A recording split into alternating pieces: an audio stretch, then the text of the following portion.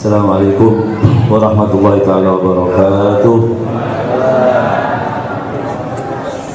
Bismillah walhamdulillahi wahdah, wassalatu wassalamu ala man la nabiyya ba'dah, Sayyidina Muhammad ibn Abdullah wa ala alihi wa sahbihi wa man wala. Allahumma salli ala nuril anwar wa sirril asrar wa tiryatil adiyar ومثل باب اليسار سيدنا محمد المختار وآله الأطهار وأصحابه الأخيار عدد نعم الله وإفضاله. معاشر العلماء الأعزاء والأساتذة الفضلاء, para hadirin yang dimuliakan Allah Subhanahu wa taala. Pada pagi hari ini hadir bersama kita pemateri pertama tadi, Ustaz Kiai Haji Lutfi Basari, Mata'anallahu bituli hayati wa amaddahu bisihha wal afiyah tammah. Itu juga Kiai Haji Idrus Ramli, Mata'anallahu bituli hayati wa amaddahu bisihha wal afiyah tammah. Sahibul Bait Haji Asep, Kiai Haji Asep, Mata'anallahu bituli hayati wa amaddahu bisihha wal afiyah tammah. Yang turut mengundang dalam acara ini juga Al-Habib Salim Al-Atas, Mata'anallahu bituli hayati wa amaddahu bisihha wal afiyah tammah, dan para kiai yang lain, Gus Lutfi dan yang lain-lainnya juga yang saya tidak sebutkan satu persatu. Mudah-mudahan apa yang kita lakukan ini menjadi suatu kebaikan untuk kita bersama. Untuk Sahibul Bait, mudah-mudahan masjid atau pesantren ini bisa dijadikan markas Ahlus Sunnah wal Jamaah, markas aswaja, markas para pencinta Allah, cinta Rasulullah, cinta para sahabat, cinta Ahlul Bait, cinta para ulama. Ma'asyiral muslimin, mengapa saya menolak untuk yang pertama? Biar jelas dulu ya. Karena beliau ini berdua waktunya sangat mahal ya. Jadi kalau saya ini kan gampang, kapan-kapan dipanggil juga datang lagi kemari ya. Tapi ini orang-orang mahal dari negara yang sangat jauh sana ya, di Jawa Timur yang paling ujung ya. Nah, saya juga nanti ini sudah akan berpanjang terlalu lama. Saya insya Allah kita berikan seluas-luasnya untuk guru kita ini berdua, dan nanti insya Allah dipersiapkan pertanyaan yang banyak sehingga yang sering kita dengar di media sosial, mungkin sering kita mendengarkan ceramah-ceramah beliau berdua, bisa kita tanyakan langsung ya. Nah, pada pagi hari ini saya ingin mengatakan sedikit saja bahwa setiap sesuatu yang baik itu pasti banyak orang yang mengklaim, begitu ya. Orang berilmu itu kan baik, orang punya ilmu itu baik, maka banyak orang mengaku berilmu ya. Itulah kemuliaan ilmu. Tidak ada orang yang bodoh dibilang alim dia senang. Orang bodoh dibilang alim pasti dia senang, karena ilmu itu mulia ya. Dan Ahlus Sunnah ini begitu juga ya. Ahlus Sunnah wal Jamaah ini satu kesepakatan para ulama ya, ini satu-satunya akidah yang insya Allah selamat dunia dan akhirat. Oleh karenanya banyak pula orang yang mengklaim sebagai Ahlus Sunnah ya, tetapi kenyataannya kadang-kadang berbeda ya. Wa kullun yad'i wisalan bilaila wa laila ma tuqirru bidat ya. Setiap orang mengaku pacarnya Laila, kekasihnya Laila, padahal Laila tidak kenal sama dia gitu ya. Itu biasa di mana-mana orang mengaku bahwa dia itu Laila istri saya, pacar saya, kasih saya. Tetapi Laila tidak kenal ya. Ini termasuk a'dhamul musibah, an tuhibba man la yuhibbuka. Jadi musibah terbesar adalah mencintai orang yang tidak cinta padamu. Nah, ya, bertepuk sebelah tangan gitu ya. Nah, kita ini cinta Allah, cinta Rasulullah, cinta ulama, mudah-mudahan dibalas oleh Allah Ta'ala dengan kecintaan yang sama ya. Nah, sekarang kita buktikan seperti yang disampaikan tadi dalam Ahlus Sunnah, dalam kajian fikih dan sebagainya. Coba kita perhatikan, ternyata pemahaman Ahlus Sunnah tadi yang sudah dijelaskan oleh Kiai Lutfi Basori begitu jelas, gamblang akidahnya Asy'ari, dan itu juga yang dianut oleh semua habaib di dunia ini. Di antara Al-Imam Habib Abdullah Haddad mengatakan, wa kun asy'ariyan fi i'tiqadika innahu huwal manhalus safi 'ani zairi wal kufri. Jadi Habib Abdullah Haddad sendiri sudah menjelaskan. Jadi kalau ditanya, kalau habaib bagaimana? Kok ada habaib Syiah misalnya? Berarti menyimpang. Karena imam kita Al-Habib Abdullah Haddad mengatakan, wa kun asy'ariyan fi i'tiqadika innahu huwal manhalus safi 'ani zairi wal kufri. Jadi kalau diajarkan untuk mengikuti akidah Asy'ari, kemudian tiba-tiba ada orang habaib atau yang mengatakan habaib tiba-tiba dia tidak mengikuti akidah ini, berarti termasuk yang menyimpang, yang tidak boleh kita mengikutinya.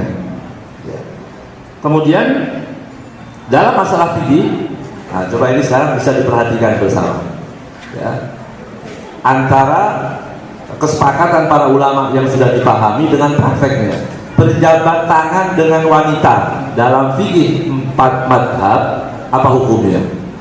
Ya, apa kira-kira? Nah ini kira-kira apa kira-kira? Ya, nah ya kalau diam ini ciri-ciri Ahlus Sunnah begini Pak. Jadi kalau ditanya diam dulu ya. Coba tanya ke Radio Roja langsung dijawab gitu ya. Ahlus Sunnah berarti kita insya Allah masih ada tanda-tanda Ahlus Sunnah gitu ya. Jadi diam dulu. Karena nanti kalau jawab salah kan bermasalah berarti ya. Malu depan orang ya. Nah, sepakat bahwa musafahatun nisa, perempuan itu haram, nggak ada yang menghalang. Ya, haram. Sepakat itu. Apalagi dalam mazhab Syafi'i sangat keras. Al-Imam Nawawi ya, dan Imam Rafi, Imam semua cabang-cabang daripada Imam Syafi'i ini mengatakan bahwa haram. Tetapi kenyataannya banyak nggak yang berjabat tangan dengan wanita? Banyak, ya, banyak. Sambil berdalil dengan tasawuf, begitu. Nanti lari ke tasawuf, padahal dia mutasawuf ya. Ini pura-pura gitu ya. Ya pura-pura ahli tasawuf. Padahal tasawuf itu jelas. Jadi musafahatun nisa dalam fikih haram, begitu. Kemudian mengatakan jangan lihat orang itu dohirnya, lihat batinnya. Ini mau berkilah, ya. Dia mau cari hilah untuk mengeluarkan dirinya dari yang haram. Kemudian dia pakai ilmu tasawuf. Padahal tasawuf itu apa? Ad-dukhul ila kulli khuluqin sani wal khuruj min kulli khuluqin dani. Jadi masuk ke dalam akhlak semua yang baik dan keluar dari akhlak yang buruk, itulah tasawuf. Ya, bagaimana orang mengatakan bahwa saya ini aswaja atau Ahlus Sunnah wal Jamaah, akidahnya Asy'ari, fikihnya Syafi'i, tapi dia menghalalkan berjabat tangan. Ya, nah, ini juga satu pelanggaran yang kita saksikan di mana-mana. Jadi kadang-kadang bingung itu murid, ya, fikihnya mengatakan haram, kenyataannya beda. Padahal agama Rasulullah SAW gamblang mudah, ya, gamblang mudah gampang begitu. Satu. Jadi nanti gimana jalan keluarnya? Kita nggak bahas sekarang, nggak mungkin kita akan bahas, gitu ya. Katakan saja itu adalah haram begitu aja, ya. Jangan dicari-cari bahwa yang haram itu. Dan biasakan kita ini, kalau saya tanya lagi, para ulama, para habaib, para kiai, para gus itu semua kita hormati karena apanya? Kita hormati mereka karena apa? Kan karena dia berjalan di jalur Nabi Muhammad SAW. Iya kan? Kita menghormati para ulama, tua, muda dan sebagainya. Karena apa? Karena mereka ada di jalur Nabi Muhammad SAW. Karena mereka punya nisbah kepada Rasulullah SAW, ya, punya sandaran kepada Rasulullah, maka kita hormati. Kalau mereka sudah menyimpang dari ajaran itu, masihkah kita wajib mengikuti? Nggak perlu. Ya, nggak perlu lagi. Di sini tadi yang disinggung oleh Kiai Lutfi Basori tadi, kita lihat dan di sekitar kita agak jauh sih ya, biar nggak terlalu kena gitu ya. Banyak ya. Pengajian rame-rame, setelah pengajian joget bersama. Ahlus Sunnah wal Jamaah, ya, baca manakibnya Syekh Abdul Qadir Jailani. Ya, dibaca manaqib Syekh Abdul Qadir Jailani, meminta keberkahan untuk mendukung pemimpin kafir misalnya. Kan ada itu. Ya, ya. Masa itu Ahlus Sunnah wal Jamaah? Nah, ya, itu pelanggaran, itu masuk contoh-contoh pelanggaran. Contoh lain yang gamblang, yang jelas di tengah-tengah kita, ya, riba misalnya. Ya, riba itu haram, sepakat. Ya, sepakat riba itu kan haram, di mana-mana juga semua madhab haram, mengharamkan. Ya, bunga bank itu kan haram. Tiba-tiba ada orang kiai Ahlus Sunnah wal Jamaah punya pesantren, punya bank juga. Agak rumit ini ya. Bagaimana itu? Ya, punya bank, ya, bank konvensional. Kalau bank syariah boleh lah, tapi bank konvensional yang sudah jelas haram. Nah, ini yang saya ingin katakan, bahwa kita tidak perlu bingung lagi, ya. Oh, itu ilmunya belum sampai, gitu ya. Itu kan sering-sering kita dengar, gitu ya. Oh, itu ilmunya udah sampai, yang itu, ya. Kalau di kitab Manhajus Sawi, kalau ada orang yang mengatakan bahwa ilmunya udah sampai, katakan itu udah sampai ke sakor, katanya, ya. Sudah sampai ke neraka sakor sana, ya. Jadi tidak ada. Jadi ulama, kiai itu akan terhormat, akan kita hormati, kita cintai, wajib kita cintai jika berada di jalur Nabi Muhammad SAW. Ya? Jika tidak, ya udah nggak bisa lagi kita paksakan untuk menjadi Ahlus Sunnah wal Jamaah dan sebagainya. Kemudian, ketika kita berbicara seperti ini, mengajak orang kepada kebaikan, melarang sesuatu yang dilarang oleh Allah Taala, itu nahi mungkar, ya. Pasti di waktu itu pula banyak orang yang tidak suka, begitu. Ya. Nah, nahi mungkar, amar ma'ruf nahi mungkar itu kan agama, bukan masalah Ahlus Sunnah. Oh, Ahlus Sunnah itu amar ma'ruf saja, ngajak orang sholat, jangan biarin aja yang maksiat, begitu. Ya. Tahun baru jangan ngomong, jangan diam. Ya. Pemimpin kafir dan dia jangan ikut, itu Ahlus Sunnah yang asli. Ya. Justru ini yang imitasi. Ya, ini Ahlus Sunnah yang imitasi. Karena Rasulullah SAW basyiran wa nadhira.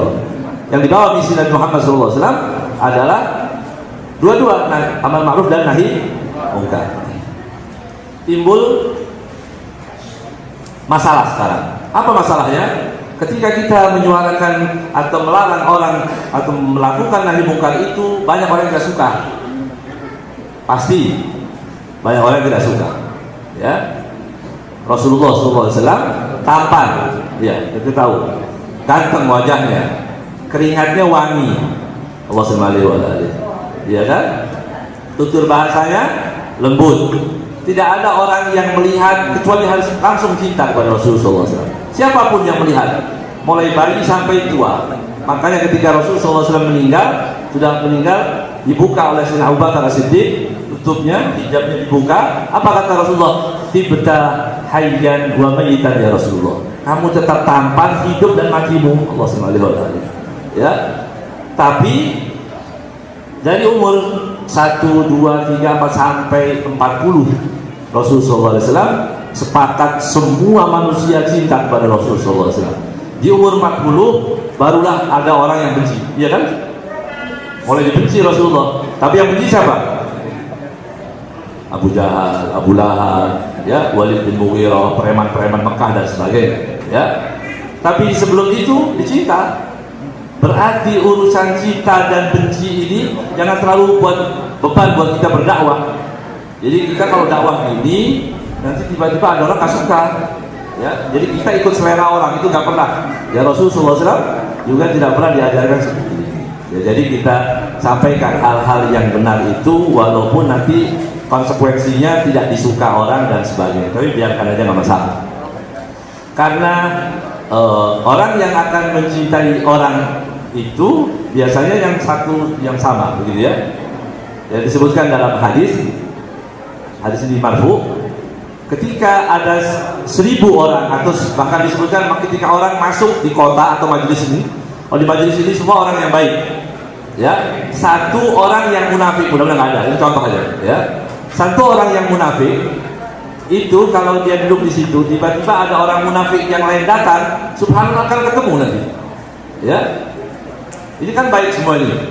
Ada satu orang munafik, nanti orang munafik duduk di sampingnya ngobrol-ngobrol ketemu, subhanallah. Dan begitu seterusnya. Nah, yang saya ingin katakan di sini sebagai penutup saja. Jadi ketika kita menyuarakan kebenaran, timbul kadang-kadang orang itu mengatakan bahwa itu bukan ahlus sunnah itu yang baik. Oh, Natal udah jangan dibahas-bahas gitu ya, jangan membahas tentang Natal, jangan membahas nahi mungkar, itu udah nggak perlu ya. Yang penting kita luruskan aja apa yang ada, ajarkan orang pada hal-hal yang baik. Itu juga sebenarnya salah kaprah yang seperti ini ya. Ini semua bukan ahlus sunnah. Ahlus sunnah seperti yang disampaikan tadi mempunyai ciri yang jelas, dan itu wajib kita tanamkan benar. Apa itu? Mengikuti Al-Quran dan hadis Nabi Muhammad SAW, mencintai para sahabat, mencintai ahlul bait Nabi Muhammad SAW, mencintai para ulama ya. Itu mereka tidak keluar dari yang itu semua. Adapun di zaman sekarang banyak klaim bahwa mereka adalah ahlus sunnah, justru kita disebut ahlul bid'ah dan sebagainya, itu biasa, nggak masalah. Karena tadi ini barang bagus ya, dari barang bagus tiap orang akan mengaku-ngaku itu miliknya ya. Jadi para hadirin, ahlus sunnah insya Allah akan selalu subur di negeri ini ya. Dan ahlus sunnah itu harus menyuarakan kebenaran, memberantas kemungkaran apapun resikonya ya, sehingga tidak seperti yang kita saksikan di zaman sekarang. Kalau kita ini katanya aswaja kan, maulid, tahlil, semua ahlus sunnah wal jamaah. Saya pernah telepon Ustaz Lutfi ya, mengatakan ini orang ini ahlus sunnah, atau kalau sekarang disebutnya NU begitu ya. Di Jawa Timur itu kalau yang tahlil, maulid, manaqib, tawassul itu NU gitu ya. Dan dia nggak tahu padahal dia NU begitu aja ya. Jadi waktu kita mengatakan bahwa kita ini ahlus sunnah wal jamaah, kata beliau, ya udah yang penting tahlil, maulid, yaitu NU, walaupun nggak punya bendera ya, walaupun nggak pakai bendera manapun, kalau sudah maulid, tahlil, cinta habaib, ya itulah ahlus sunnah wal jamaah atau aswaja ya. Nah, kita mudah-mudahan pertemuan seperti ini sebagai pembuka ya, perekat antar kita. Jangan kita ini berbicara tentang sesuatu yang khilaf kita besar-besarkan, mengatasnamakan ahlus sunnah wal jamaah. Nanti yang prinsip dia abaikan ya. Seperti contohnya cinta kepada sahabat, itu apa? Kan kewajiban. Tidak ada umat Islam yang tidak cinta kepada sahabat Nabi Muhammad SAW ya.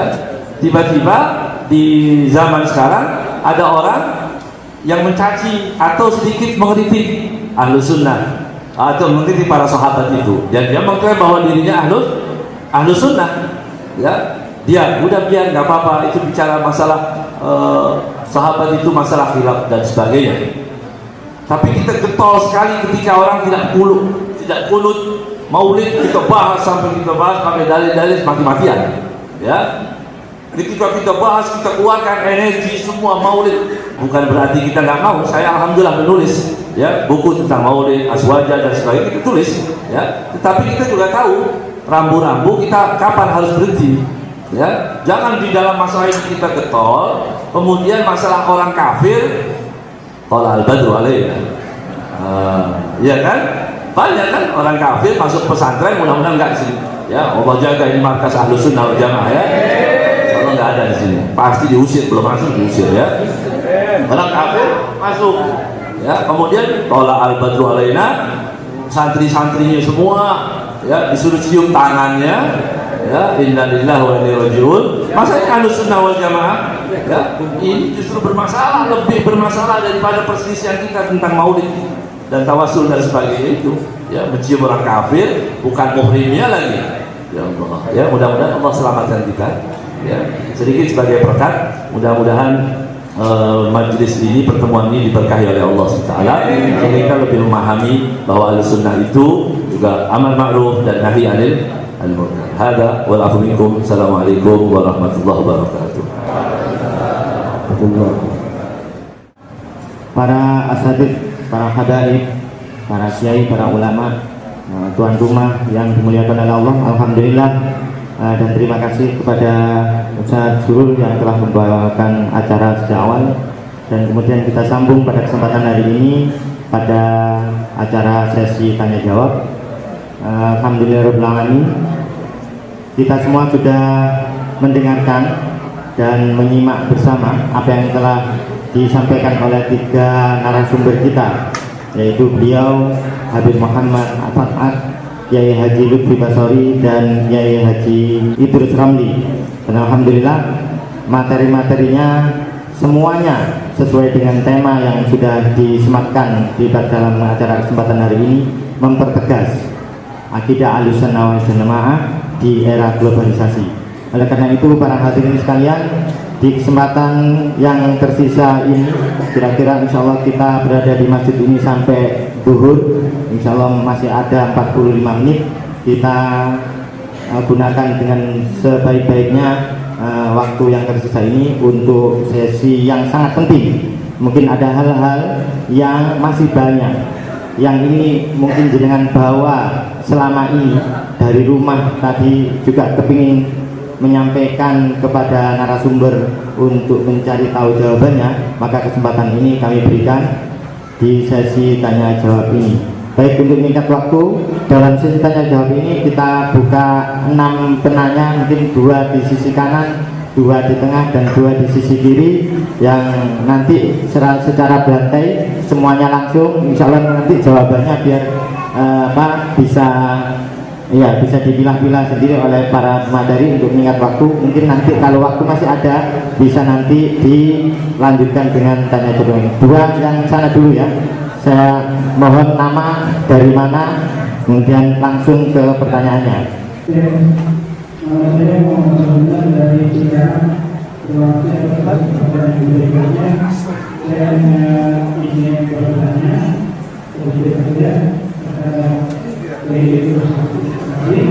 pada kesempatan yang sudah dibicarakan bahwa sebuah nasionalisme di sini berkaitan dengan kepemimpinan. Boleh dikatakan posisi kepemimpinan itu sangat diperlukan. Bahkan di era globalisasi pada hari ini banyak posisi-posisi seperti itu mungkin ditempati dengan orang-orang sebagainya. Saya menanyakan apakah boleh kita yang ada di sini mungkin yang sudah disesuaikan saja mampu untuk masuk di dalam satu pembahasan kekuasaan, karena ada beberapa ulama yang tidak membolehkan bahwa kita harus benar-benar menjauhi dari sebuah kekuasaan itu sendiri, karena dari kekuasaan itu banyak beberapa.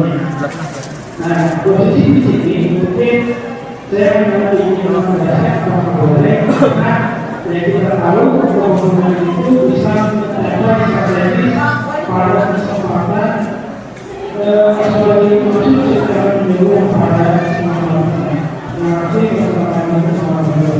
Assalamualaikum warahmatullahi wabarakatuh. Terima kasih. Dimohon langsung ke pertanyaan ya, karena kita supaya kebagian banyak, pertanyaannya banyak ya. Jadi singkat-singkat pertanyaannya. Insya Allah kami sudah menangkap intinya gitu. Assalamualaikum warahmatullahi wabarakatuh. Yang dihormati saya akan menanyakan 2 pertanyaan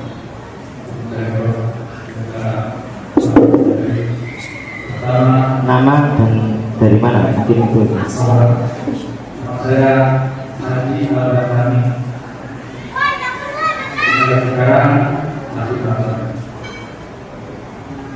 Pertanyaan pertama, tahu kepada judul yang ada di belakang itu masuk saja jika globalisasi. Kalau masuk ada tanda itu saya mencermati yang oleh Bapak itu klasik.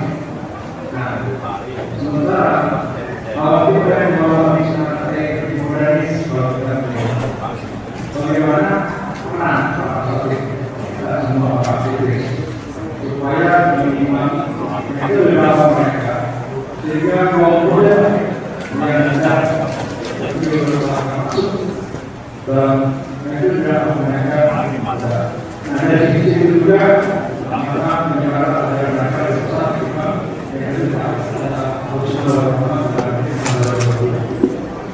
dua ada sedikit opini saling dengan nakal ada itu ada itu terus. Nah, saya mohon penjelasan sehingga paling hukum yang dan yang terus sejauh mana sekarang yang terus itu menjadi berimbang yang memang adalah yang hukum Assalamualaikum warahmatullahi wabarakatuh. Waalaikumsalam warahmatullahi wabarakatuh. Terima kasih Ustaz Haji. Dan di tengah ada dua di tengah, mungkin di tengah nanti insya Allah kebagian waktunya kalau dipercepat Ustaz.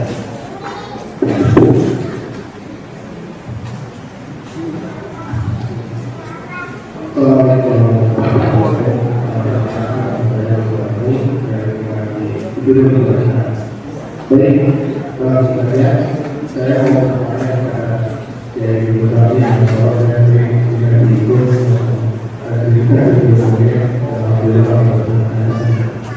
baik, jadi tadi kita bahas bahwa kami itu akhirnya tidak kemudian kemudian mereka juga kita masuk lagi kemudian memang itu juga mungkin kita bisa memberi. Nah, pertanyaan saya, apakah kita yang dimaksud di Mekah dan bagian Rasulullah? Apakah bagiannya sama dengan wajib kemudian atau bersihkan? Pertanyaan itu. Nah, kalau misalnya kita mengklaim itu sekarang, apakah ada keluar fatwa dari MUI? Saya pernah membaca fatwa MUI tentang aliran-aliran yang besar pada 2009 bahwa itu tidak masuk ke dalam aliran yang besar. Bukti sekali tidak berulang. Nah, kalau misalkan pemahaman orang itu dianggap oleh para ulama yang ada di Mekah dan Madinah, apakah mereka bisa dikatakan? Dan pertanyaan itu belum bisa saya jawab karena juga kita belum diberikan ini dan mau untuk dijelaskan. Ya, karena juga saya melakukan juga pernah dikasih buku-buku untuk tidak terlibat misalnya. Dan itu misalkan Allah sudah yang sebagainya kemudian berikutnya atau masing-masing. Apakah bisa dikatakan dan mulai bahwa jemaah yang di Mekah atau Madinah akibatnya bergabung maupun bersama. Kemudian yang kedua, betul. Dipercepat Ustaz, langsung poin pertanyaan. dan penalatannya tadi ada yang terus. Saya terima kasih. Tidak mana para NU dari terus besar NU yang terus.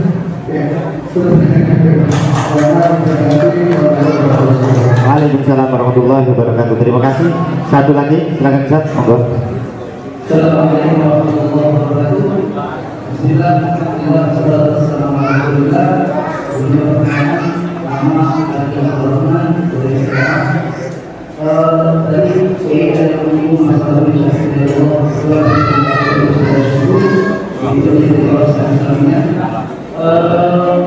ada beberapa pertanyaan yang selalu muncul ketika anak masih kuliah di sana. Yang pertama, kenapa begitu banyak salah satu dari yaitu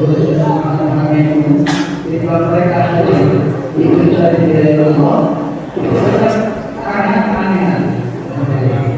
Aneh-anehnya satu dua hal, misalkan kalau dia masuk dulu di sekolah dokter warga atau pemuda dan sebagainya atau tidak dilakukan oleh para mahasiswa dari pesantren dari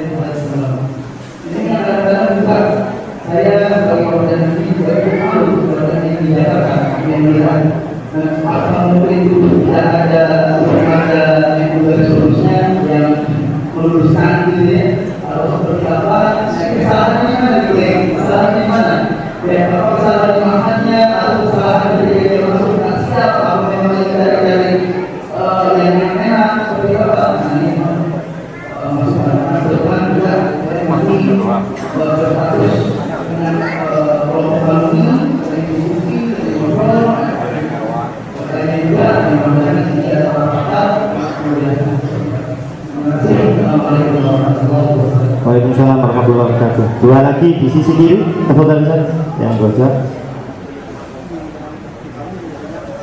Satu lagi mungkin dari yang belakang, sisi yang belakang.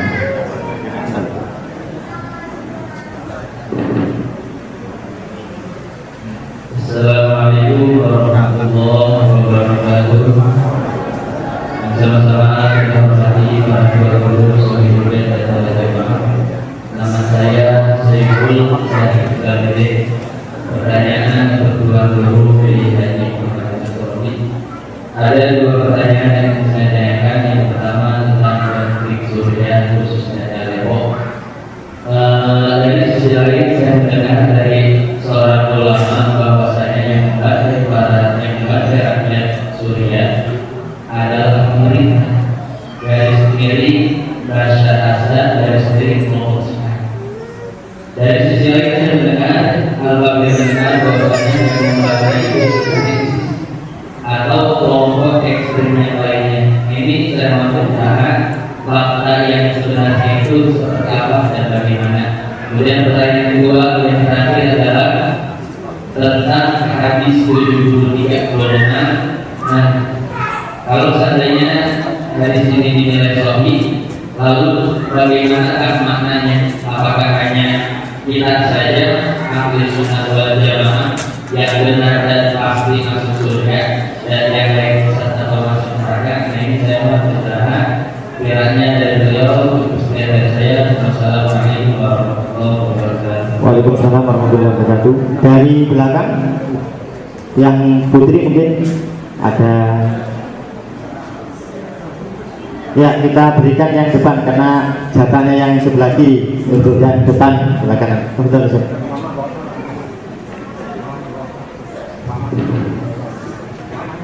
Mungkin ini sambil menunggu pertanyaan, nanti bisa ditulis pertanyaannya, bisa disetorkan kepada kami. Barangkali pertanyaan-pertanyaan yang ada ya, yang berulang-ulang itu bisa nanti langsung dijawab oleh beliau-beliau di depan gitu, untuk mempermudah. Mungkin yang dari rumah sudah siap-siap pertanyaan, ditulis saja. Kalau kemudian tidak ada waktu untuk bertanya. Betul.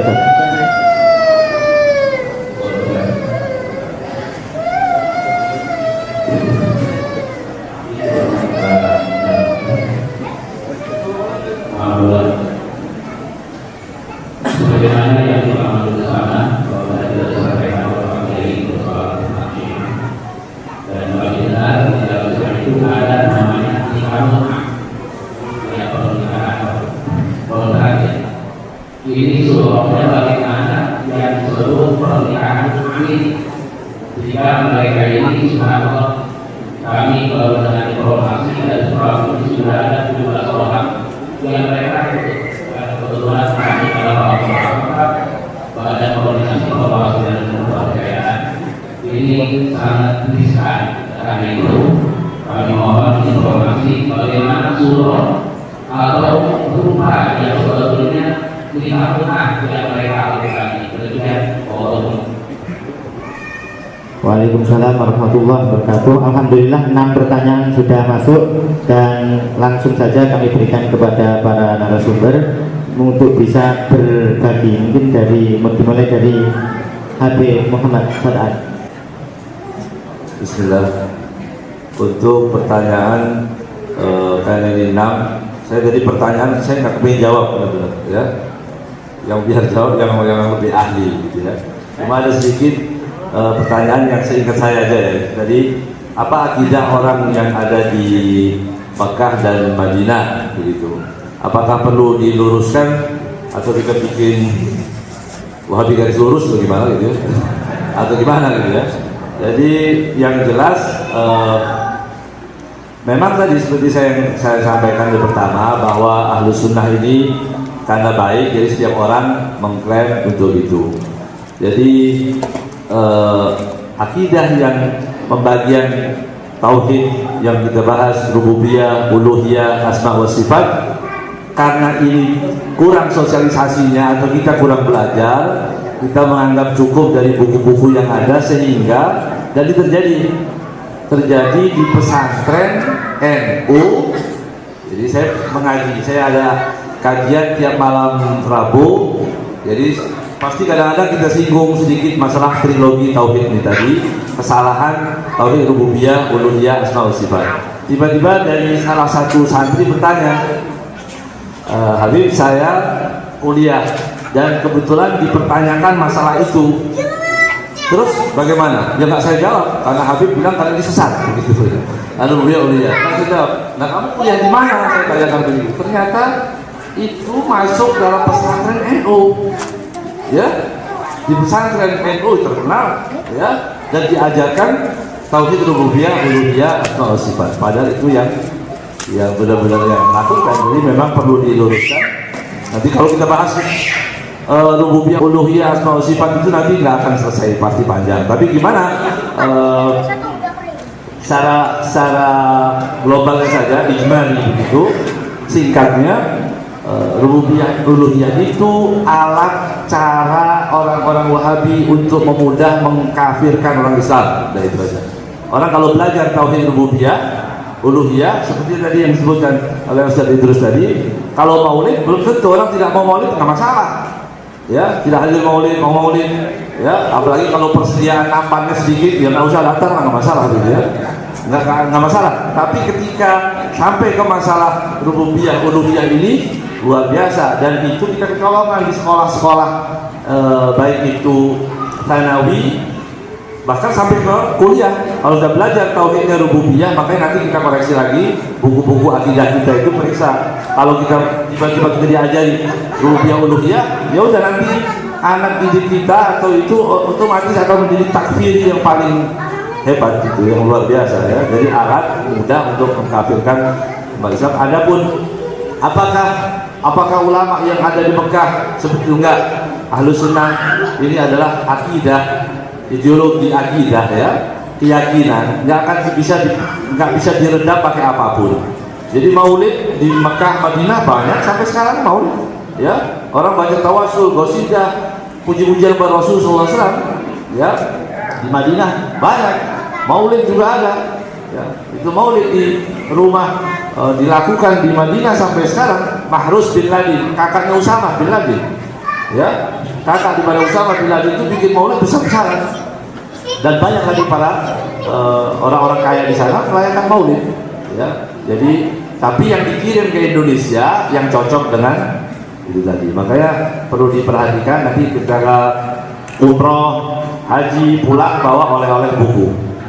Nah, buku-bukunya ini ya udah, memang sengaja kalau dibagikan di Riyadh sana kan nggak mungkin. Kalau dibagikan di Riyadh orang udah tahu di Riyadh itu tempat tanduk setan keluar. Gitu kan dalam hadis ya. Qarnu syaitan nanti akan keluar dari situ. Jadi biar lebih menarik, ditarik ke Mekah, Madinah, dibagi-bagikan. Orang awam ini Islam asli pulang dari Mekah sana. Gitu, itu tujuannya. Ya, Allah.